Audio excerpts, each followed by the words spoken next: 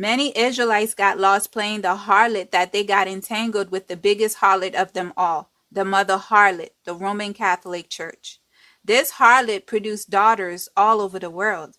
Until this day, a lot of Israelites and indigenous black people are infatuated with the head leader of the synagogue of Satan, that they cannot see past the doctrines coming from the mother harlot.